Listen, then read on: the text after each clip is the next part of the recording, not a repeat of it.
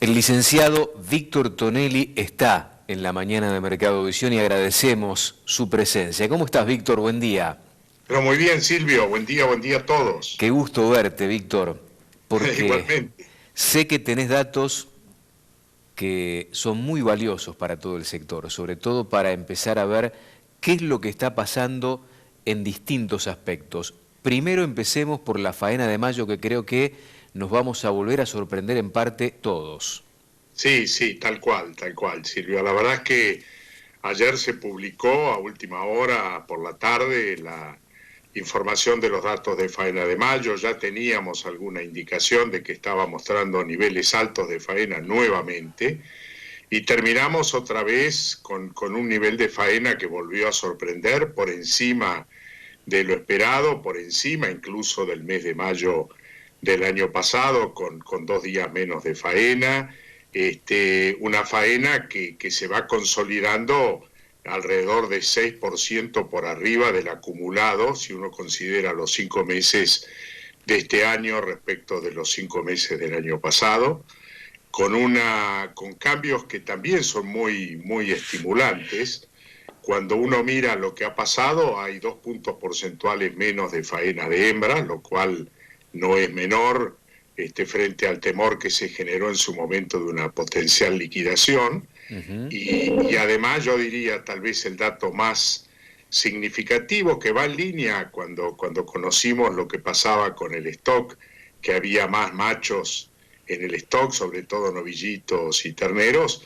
Bueno, la faena está mostrando ahora sí que buena parte de este incremento en la faena tiene que ver con la faena de novillitos, que creció respecto del año pasado 10%, es decir, 10 puntos porcentuales más de faena de novillitos es una cifra muy significativa y que a mi gusto, por lo menos, ya veremos qué opinan otros analistas, me da la sensación de que estamos teniendo un stock cada vez más productivo y eficiente, ¿no? ¿Con el novillo qué pasó, Víctor? No, el novillo justamente cayó, y eso es una buena pregunta, cayó cerca de 12 puntos porcentuales, si bien el novillo ya venía cayendo porque cada vez se faenan animales más jóvenes, sobre todo en las nuevas categorías, que ya llevamos 2 meses de poder comparar sus similares del año pasado, que cambió en abril, y esto nos está indicando de que la Argentina, digamos, a través de sus modelos productivos, eficientes recrías y sobre todo incrementos en la terminación a corral, va mostrando que cada vez se faenan animales más jóvenes. La mayoría de los machos están entre dientes de leche y 2 dientes. Esto es un dato realmente importante, y cabe aclarar que seguramente frente a la gran incertidumbre que genera las exportaciones, habrá habido seguramente mucho novillo que a lo mejor inicialmente tenía destino más pesado para exportación, y frente a, digamos así, a la caída de la demanda internacional y los problemas que se han generado en el precio del novillo, la gente seguramente los ha anticipado y destinado a consumo algo más livianos y más jóvenes, ¿no? ¿Cuántas cabezas se terminaron por faenar en mayo en total, Víctor? Y mira, muy parecidos a los del mes pasado. El mes pasado había sido 1.180.000 y este año y en este mes fueron 1.167.000. Muy similar, pero con una diferencia no menor. 2 días menos de faena, por lo tanto, este mes tuvimos récord de faena por día hábil, ¿no? Así como el mes pasado estábamos en 56.000 cabezas más o menos por día, este mes tocamos los 60.000. Esto muestra una vez más, digamos, la extraordinaria performance que está teniendo todo el sector. Vuelvo a insistir, es una cadena robusta que está mostrando una fortaleza, no diría impensada, pero por lo menos no suficientemente bien valorada y entendida por el resto de la sociedad, en un mundo que está mostrando falencias de todo tipo, particularmente en los países que más producen, algunos por sequía, como es el caso de Australia, y otros por la caída de la productividad en plantas por el COVID, en el caso de Estados Unidos, ¿no? Hay un dato que publica el Instituto de Promoción de la Carne Vacuna con respecto al mes pasado, abril, y estos datos que voy a compartir con vos me van a servir de trampolín para la próxima pregunta. En abril aproximadamente se exportó por 200 millones de dólares, un 1,2% arriba de abril del año pasado, en dólares. Pero claro, el tema es que el valor del precio que paga el mundo por este producto es un 14% menos. Esto quiere decir que se exportó más volumen. ¿Qué participación, si se puede dilucidar, ha tenido la industria exportadora en la faena del mes pasado? Mirá, otro dato interesante, Silvito, muy buena pregunta. Volvió a crecer. Para febrero y marzo estaban participando entre el 39 y el 40% de la faena total, y este mes de mayo ya cerró en un 44%, es decir, de alguna manera esos 4 puntos porcentuales es un crecimiento del 10%, ¿no es cierto?, sobre su participación, y consolida de alguna manera esto que veníamos hablando el mes pasado, que la exportación con precios obviamente mucho menores, seguramente con costos mucho mayores, porque mantener la actividad en el marco del COVID ha simplificado un extracosto no menor para toda la industria, pero que muestra resultados, porque si bien ha habido casos aislados, por ahora la industria está trabajando casi con normalidad, si cabe la expresión, y lo importante de poder sostener una participación exportadora que viene manteniendo el 25% de participación, que es un número que yo insisto, incluso va a crecer probablemente en el segundo semestre de este año, ¿no? Víctor, el tema precio es un tema preocupante para la industria, teniendo en cuenta que los principales frigoríficos exportadores han expresado con preocupación la caída del valor que paga China, que es, sin dudas, el principal mercado que hoy tiene la carne argentina. ¿Qué datos tenés sobre, si es que tenés algún dato de última hora con respecto al precio que está pagando China? Sí, claramente China, digamos, ha tenido si cabe la expresión, un exceso de importaciones muy grande, muy grande. Los primeros 4 meses de China muestran un crecimiento en el volumen total de carne importada, ya incluye las otras carnes incluso, de cerca del 90% respecto del mismo cuatrimestre del año pasado, que ya había sido alto. Y eso muestra que de alguna manera los chinos, si cabe la expresión, están bien cubiertos, con una demanda que empieza a crecer, pero que todavía tiene todos los coletazos de lo que ha sido la caída de la actividad económica y también de los cierres de los restaurantes donde se consume nuestra carne. Y debido a eso, seguramente, muchos importadores chinos han estado renegociando a la baja los precios, han generado nuevamente un ruido, no de la magnitud que vivimos durante finales del año pasado y principios de este año, pero de nuevo está dando una volatilidad al negocio que preocupa mucho a los exportadores. En términos generales, yo escuché hoy hablar a Monasterio de $800 por tonelada. Eso no está en el mercado, por lo menos no está en el mercado en Uruguay, en Brasil y Argentina, pero de todas maneras una caída del 10% seguramente se puede considerar. Esto te da 400 y hasta $500 por tonelada, que es mucha plata, pero yo diría tal vez más que el precio, más que la actividad que sigue estando activa, esta volatilidad e incertidumbre es lo que más tiene preocupado a la industria.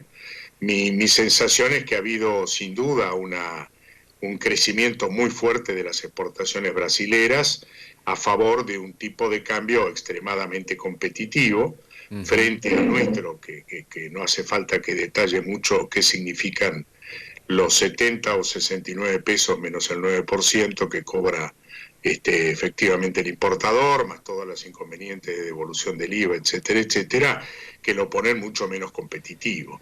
De modo tal que diría, estamos en este momento atravesando probablemente uno de los momentos más complejos, si cabe la expresión, en términos de incertidumbre y de precios, pero acá viene siempre la mitad del vaso lleno, ¿no? Estamos ya a pasos o a días o a 2 semanas de ingresar al verano del hemisferio norte y digamos, uno ve a un Estados Unidos con una demanda y unos precios francamente muy interesantes, a una Europa que vuelve gradual, pero digamos de manera consistente a retomar su actividad y sus salidas y sus demandas, y por supuesto a un China digamos, cuando empiece a sentir un poco más de competencia de otros demandantes, como son Estados Unidos, la propia Israel, que si Dios quiere en un par de semanas estará otra vez activo en la Argentina y en el Mercosur, y la propia Europa, seguramente es probable que empiece a morigerar un poco estas desavenencias y a mejorar los precios. O sea, veo un segundo semestre o un último cuatrimestre, dependerá cuando arranque efectivamente esto, interesante. Víctor, ¿te sorprendió lo de Estados Unidos, que realmente creció en las compras de la carne argentina? Para nosotros fue una sorpresa el dato que se reveló hace algunos días atrás, y en este caso, si tenés alguna causa que explique esto, teniendo en cuenta que Estados Unidos es un gran país productor y que está atravesando un momento crítico también desde el punto de vista del COVID-19 en las plantas frigoríficas de allí.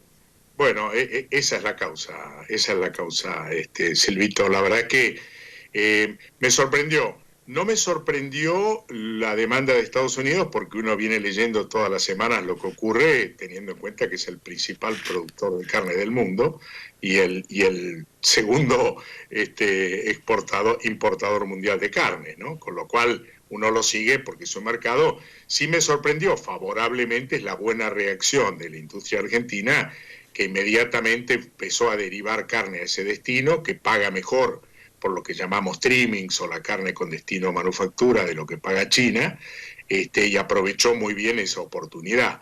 Para que tengas una idea, hoy, digamos, las últimas 2 semanas de mayo en Estados Unidos estaban 14% por debajo de la faena que tenían en el mismo periodo del año pasado. Es decir, el cierre o la caída de la producción de muchas de las plantas hizo que faltara carne. La demanda, digamos, hogareña por carne picada y este tipo de carne más de consumo sencillo y de precio accesible superó la capacidad de la oferta y bueno, y todos los precios subieron. La carne doméstica mucho más, pero también la carne importada. Para que tengas una idea, estamos muy cerca de los máximos de los precios que han pagado por carne importada, centralmente de Australia, que es el gran proveedor, ¿no? Hablando de Australia, venimos leyendo del ruido que hay entre Australia y China por cuestiones políticas, pero que afectan lo comercial. De hecho, esta mañana leímos en Valor Carne, el portal de Miguel Gorelick, que JBS en China frena la faena por inconsistencias entre el alto precio que tiene la hacienda en pie, que va con destino a faena, y lo poco que aparente paga el importador, cosa que vos estabas comentando. ¿Qué es lo que está pasando? ¿Qué ves que le está ocurriendo en este momento a Australia y si esto puede llegar a tener alguna injerencia en la Argentina puntualmente, Víctor? No, yo creo que es más coyuntural, ¿eh? Me da la impresión de que están en un tira y afloje, ese mismo tira y afloje que nosotros estamos recibiendo en las negociaciones o renegociaciones de los importadores con nuestra industria, en un terreno donde ha escalado también la cuestión política, los reclamos de Australia sobre ciertos orígenes del problema del COVID y las dudas que planteó el gobierno australiano molestó a las autoridades chinas y como represalia no solamente le cerraron 3 plantas muy importantes, una de ellas de JBS precisamente, le subió el arancel de la cebada, que para Australia es muy importante, al 80%, es decir, ha habido tiroteos importantes en términos de lo que a veces llamamos guerras comerciales vinculados con la política, pero yo lo veo más como una cuestión coyuntural, que como una cuestión estructural. Sí está claro que Australia este año va a exportar muchísimo menos porque ha comenzado el proceso de recuperación de rodeos y claramente su oferta va a disminuir mucho. O sea, eso sí es estructural. Lo otro, por ahora, lo miro con atención, pero no veo que genere así una oportunidad de mediano plazo para la Argentina. Quiero abusar de tu tiempo con una última pregunta, Víctor, y te agradezco muchísimo, como siempre, esta deferencia que tenés para con nosotros. El otro día alguien, me parece, te ganó por optimismo en función de las proyecciones internacionales para este 2020. Charlamos con Fernando Jurado, a quien vos seguramente conocés, hombre de la industria frigorífica. Lo escuché además. Y le preguntamos, ¿qué proyección tenés para exportaciones argentinas en el 2020 en cuanto a volumen? Y todos nos quedamos con la boca abierta, yo por lo menos. Él tiró 1 millón de toneladas. No, ahí me ganó. No, pero me encanta. Sí, no, yo creo que vamos a estar muy parecido al año pasado, entre 800 y 850.000, que en su momento, ¿te acuerdas cuando vinieron las proyecciones del Outlook del Departamento de Agricultura de Estados Unidos, que hablaba de 600.000 para Argentina, y algunos mencionaban esa data? Y yo digo, no, muchachos, los americanos siempre miran con el espejo retrovisor cuando hacen sus cálculos, seguramente por asegurar la bocha, como se dice, pero sí, no, yo creo que vamos a estar. De hecho, hoy las proyecciones de los primeros 4 meses, que nunca son las más altas, nos están dando casi 770.000 si uno proyectara, con lo cual yo creo que las 800.000, si no pasa nada raro, deberían estar superadas. Me encantaría el millón de jurados, y lo apoyo. Te mando un fuerte abrazo y te agradezco mucho, Víctor, como No, siempre. al contrario, gracias a ustedes, fuerte abrazo. El licenciado Víctor Tonelli, desmenuzando la faena de mayo en la Argentina, que aporta datos que, bueno, sostienen la esperanza del buen momento que está atravesando, más allá de toda la situación que rodea, por supuesto, a la economía argentina y a la economía mundial. Pausa breve, ya volvemos.